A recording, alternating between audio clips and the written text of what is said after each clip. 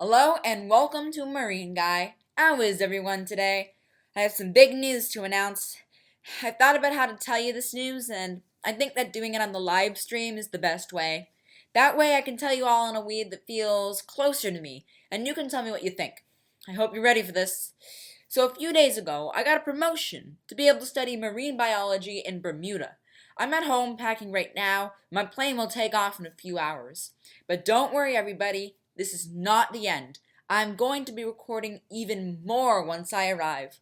In the past, I've posted a few times a month, but from now on, I'm going to post more and more frequently. Every day.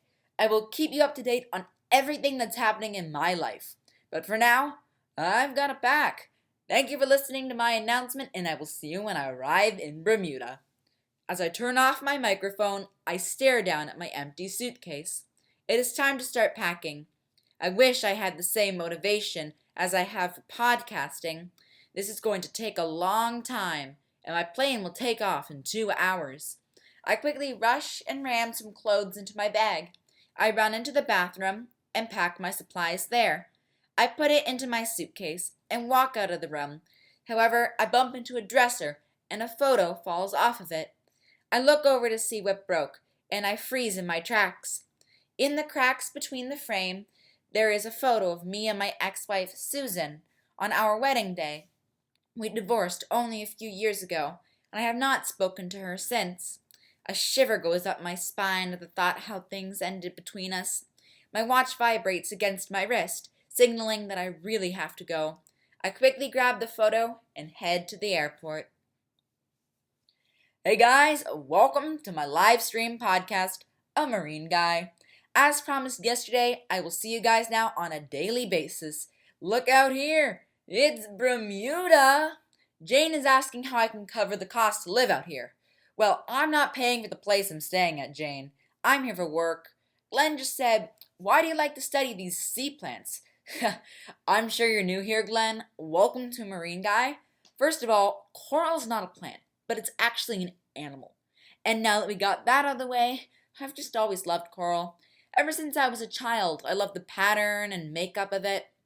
If you have any more questions, please feel free to ask. We here are a community, and I'm glad you have a chance to become a part of it.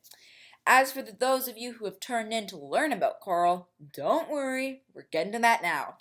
I'm actually out my boat right now to document some coral. I am here to study the rarest coral on the planet, the Pacific elkhorn coral. This type of coral gets its name from the horn shape it has. And did you know that apart from the Bermuda Triangle, it is only found in a few places across the world? I'll go underwater now and study some of this coral, and I'll see you when I get back. Thanks for tuning in to A Marine Guy. I'm your host. See you on the boat. I flip off my camera and put on my diving equipment. I dive down into the water with my equipment. It is always exciting to inspect coral up close in its natural habitat. I take my magnifying glass to get a closer look at the cell structure of the coral. All coral has a different shape and size. The pattern and makeup of them are incredible. As I continue to study the pattern, it is clear that this piece of coral is over 100 years old. That may seem old, but some pieces of coral have been alive since the dinosaurs were. I pick it up and look at it closely. Since coral is home to 25% of all marine animals, I have to be careful. I don't want to disrupt any fish. I take my samples back up to the boat and turn my camera on again. So I just got some unique coral samples. Tomorrow I'm going to take it to my lab and analyze it. Until then, the boat channel radio starts going off with a siren sound. That means it is an emergency beacon. I flip off the camera and look at the channel to see where the signal is coming from. I grab the mouse and lock onto the wave patterns. The signal is coming from the middle of the Bermuda Triangle, an hour away from the mainland, where I am currently staying, but only about 15 minutes away from where I am now. I grab the boat wheel and set sail towards the boat signal. So I'm arriving at the site of a likely boat accident. Hopefully I can rescue anybody who's hurt, and I drop the camera in my hand. There was nothing around me but open water. The ship must have sunk underwater. I put on my breathing gear and dive under. There's nothing under there either, just endless fields of elkhorn coral. I start swimming around the area. There must be something. The boat could not just vanished. This does not make any sense. I climb back on the boat and check the distress call. Maybe I got the wrong location.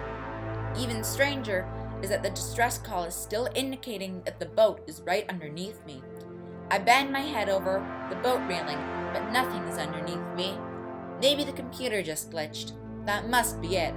I take the boat back into the mainland, assuming it was just that. The next morning, I am sitting on my back porch, staring at the ocean, listening to the radio while I have my coffee. I turn on my camera. Hey everybody, it's 10 a.m. Time for another live stream podcast. This is Marine Guy, your host. How is everyone today?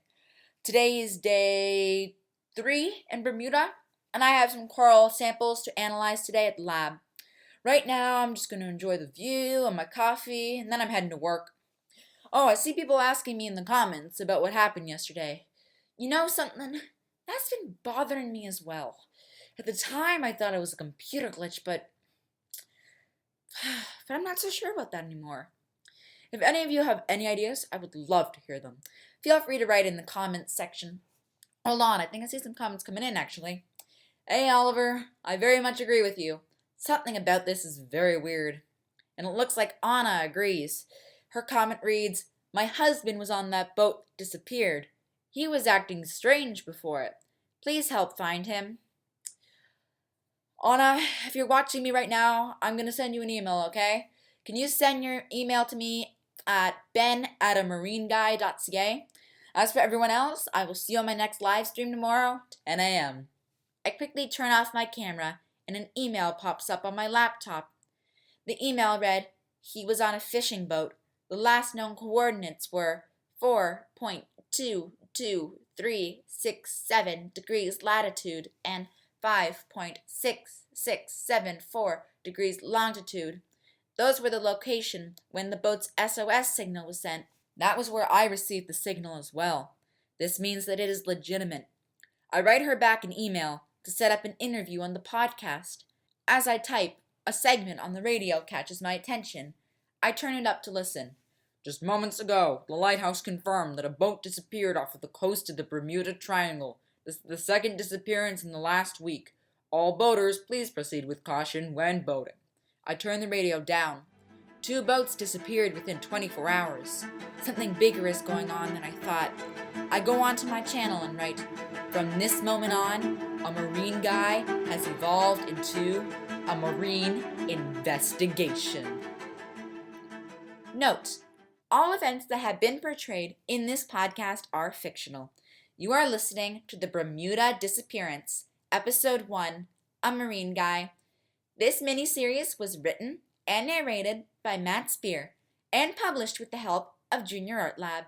Stay tuned for Episode 2 of A Bermuda Disappearance, A Marine Investigation.